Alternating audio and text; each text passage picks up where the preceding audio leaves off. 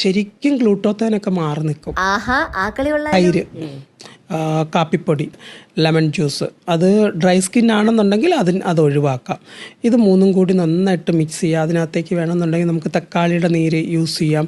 തക്കാളിയുടെ നീരും കൂടി യൂസ് ചെയ്തിട്ട് നമുക്ക് അപ്പോൾ ഡ്രൈ സ്കിൻ ഉള്ളവർ ആ നാരങ്ങ അങ്ങോട്ട് മാറ്റി വെച്ചേക്കുക. ഞാൻ പോയിട്ടൊരു പാത്രം എടുത്തിട്ട് വന്നിട്ടുണ്ടായിരുന്നു. അതിൽ കുറച്ച് തൈരും ഇട്ടുകൊണ്ട് വന്നു. അത് കഴിഞ്ഞിട്ട് ഞാനാണെങ്കിൽ കുറച്ച് കോഫി പൗഡർ ഇട്ട് കൊടുക്കുന്നുണ്ടായിരുന്നു. ഇതിൻ്റെ മണം വന്നപ്പോഴത്തേനും എനിക്ക് അന്നേരം കോഫി കുടിക്കാൻ മുട്ടി ഗൈസ്. അതിനുശേഷം ഞാൻ പിന്നെ ഷുഗർ കട്ടാണെന്നുള്ള കാര്യം ഓർത്തത് കൊണ്ട് പിന്നെ കുടിച്ചില്ല. പിന്നെ കുറച്ച് നാരങ്ങ നീര് ഞെക്കി ഒഴിച്ചു കൊടുക്കുന്നുണ്ടായിരുന്നു. കാരണം എൻ്റെ ഓയിലി സ്കിന്നാണ്. പിന്നെ കുറച്ച് തക്കാളി എടുക്കുക, അങ്ങോട്ട് സ്ക്വീസ് ചെയ്യുക, അങ്ങോട്ട് ഇങ്ങനെ ആക്കി കൊടുക്കുക.